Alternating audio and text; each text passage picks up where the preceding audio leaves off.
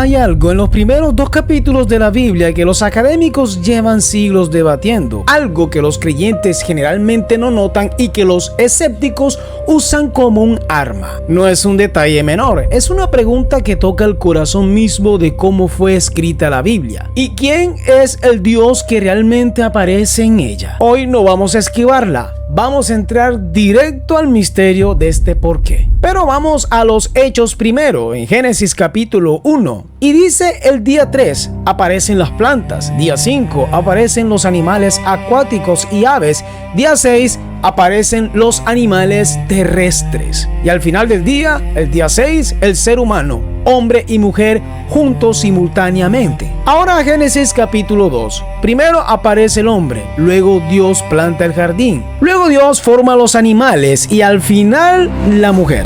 2 órdenes distintos. Y hay algo más. En el capítulo 1, el nombre de Dios es Elohim. En el capítulo 2 aparece un nombre diferente, Yahvé Elohim. 2 nombres, 2 estilos literarios, 2 atmósferas completamente diferentes. Los críticos textuales del siglo XIX vieron esto y llegaron a una conclusión. La Biblia fue escrita por múltiples autores, pero en épocas distintas, con tradiciones distintas, y alguien en algún punto las cosió juntas sin darse cuenta de la contradicción. ¿En serio? La llamaron la hipótesis documentaria y durante más de 100 años fue la teoría dominante. Pero, ¿tenían razón? Ahora la pista que todos ignoraron. Para responder a esa pregunta tenemos que hacer algo que los críticos del siglo XIX no hicieron bien. Tenemos que leer el texto como seguramente lo leería un hebreo. Imagina por un momento que estás en el siglo X a.C. No tienes internet, no tienes novelas, no tienes artículos de opinión, no hay internet, no hay Facebook, no hay YouTube, no hay nada de eso. Tu forma de transmitir historia, teología y cosmología es a través de una tradición oral refinada durante generaciones. Y cuando finalmente se escribe con ciertas técnicas literarias que nosotros, los lectores hoy del siglo XXI, casi que no reconocemos. Una de esas técnicas se llama un hebreo, wow consecutivo. Wow consecutivo. Es una pequeña conjunción, una sola letra en hebreo, la wow. Se traduce generalmente como y, pero en la narrativa hebrea antigua, esa wav no siempre indica lo que viene después en el tiempo. A veces retoma, a veces amplía. Y a veces dice, volvamos aquí, porque hay algo que todavía no te conté o algo que puede venir. ¿Sí me explico? Los escritores hebreos tenían una estructura de narrativa que hoy usamos en cine y que ningún lector moderno cuestiona cuando la ve en pantalla. Primero, el gran angular, luego el primer plano. Piensa en cualquier documental de naturaleza. La cámara empieza en el espacio, ves la Tierra y un continente en un pequeño círculo. Luego ves el océano, luego baja, un bosque, un río y de repente estás a centímetros de un insecto en una hoja, siguiendo su historia como si fuese la única criatura del planeta. ¿Contradicción? No. Resolución progresiva. Génesis 1 es la vista desde el espacio. Génesis 2 es el primer plano. No son 2 historias, son la misma historia contada en 2 profundidades. Pero eso todavía no explica los 2 nombres. Y es ahí donde las cosas se ponen realmente interesantes. En el mundo antiguo del Medio Oriente, los nombres no eran etiquetas, eran revelaciones. El nombre de alguien te decía quién era, qué hacía y sobre todo cómo era su carácter.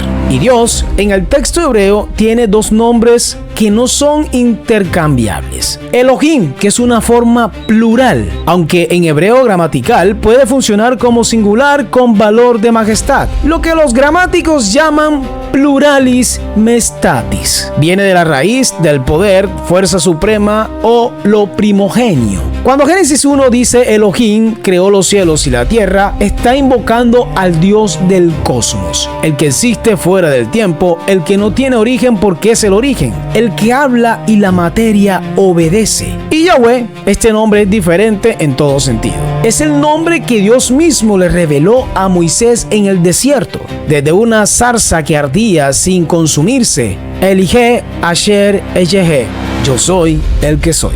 O más exactamente, yo seré el que seré. Existencia pura, presencia activa. Los judíos consideraban este nombre tan sagrado que no lo pronunciaban. Cuando llegaban a él, en la lectura del texto decían Adonai. Por supuesto, dice Señor de los cielos. Por eso en muchas Biblias en español aparece como Señor, pero en mayúsculas. Es una señal de que en el hebreo original dice Yahvé. Pero, ¿qué hace Yahvé en Génesis 2? No está hablando desde la distancia. Se arrodilla. Formó Yahvé Elohim al hombre del polvo de la tierra y sopló en su nariz aliento de vida. El Dios que creó las galaxias con una sílaba tomó barro entre sus manos, lo modeló, se inclinó sobre esa figura sin vida y sopló aliento con poder. Eso no es un error de editorial.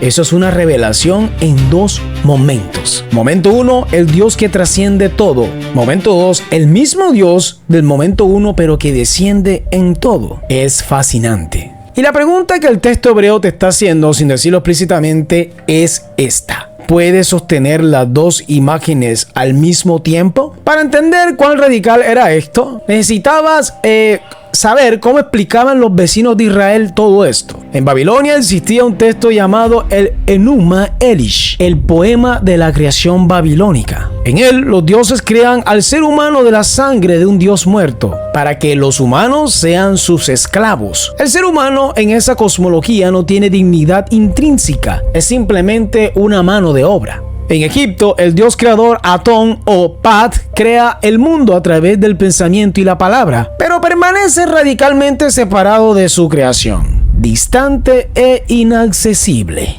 ¿Notas la diferencia con Elohim y Yahvé? Los filósofos griegos, siglos después, imaginarían un primer motor. Un Dios que puso el universo en movimiento, pero que no puede relacionarse con lo material sin corromperse. Y en medio de todo ese mundo antiguo aparece un texto que dice algo que ningún otro texto del mundo antiguo se atrevió a decir: que el mismo Dios que creó el universo se arrodilló en el barro. Eso es un gran contraste con los otros dioses de las otras naciones babilónicas y egipcias. Si vemos, el dios de Babilonia y Egipto era un dios orgulloso que no se rebajaba a su creación. Este dios, Elohim, se arrodilla ante su hermosa creación. Y es que no cabe en la cabeza que el mismo Dios, que es tan grande que el universo entero no puede contenerlo, sopló personalmente dentro de un ser humano. 2 capítulos, 2 nombres, 2 perspectivas. No porque sean autores distintos, sino porque hay 2 verdades sobre Dios que ninguna sola imagen puede sostener. El misterio en realidad no está en la contradicción. El misterio está en la tensión que ocurre en estas 2 similitudes. Ahora veamos lo que el texto está diciéndonos a nosotros en realidad. Quiero pausar aquí un momento y quiero salir de ese análisis un poco académico, porque hay algo en esta estructura, panorama y enfoque, Elohim y Yahvé, cosmos y barro, que no es solo una curiosidad intelectual, más bien es un mensaje. Si Génesis 1 y 2 son intencionales y toda la evidencia literaria sugiere que lo son, entonces podemos decir que el escritor hebreo quería que tú llegaras al capítulo 2 con la imagen del capítulo 1 todavía en la mente fresca. Quería que sintieras el contraste. Quería que vieras al Dios que dijo: haya la luz, y hubo luz, inclinándose sobre un montón de barro polvo. El mismo Dios. Sí, ese, el que midió las aguas en el hueco de su mano, el que pesó los montes en la balanza, el que extendió los cielos como una cortina.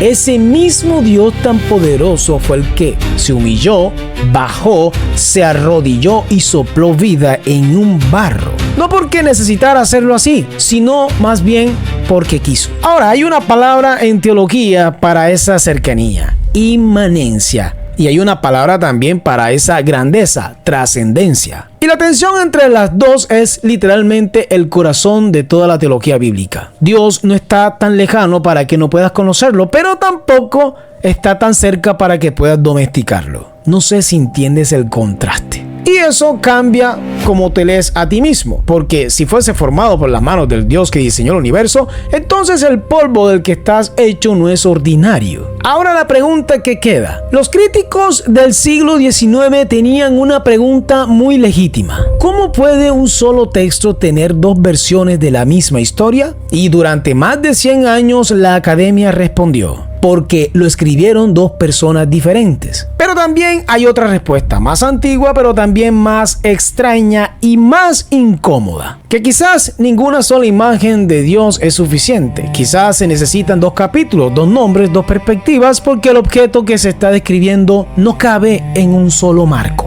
Que quizás la contradicción no es un error del escritor, es una advertencia del texto. Es una advertencia que dice que si crees que ya entendiste quién es este Dios, es mejor mirarlo nuevamente. Mira el capítulo 1 y luego mira el capítulo 2 y quédate con esa tensión, porque en esa tensión vive algo que la teología ha tardado siglos en articular y que el texto hebreo ya sabía desde el principio. Así que tenías esta pregunta antes de hoy, ¿cómo la resolverías? ¿O simplemente la ignorabas? Cuéntame en los comentarios porque me interesa genuinamente saber cómo está pasando esto en la gente que empieza a leer la Biblia por primera vez y los que son antiguos. Y si este video llegó a ti en el momento correcto, entonces ya sabes qué hacer. Nos vemos en el próximo el próximo video. Puedes recomendarnos algún tema que necesites saber a profundidad, teológicamente, escatológicamente, y aquí haremos un video para ello.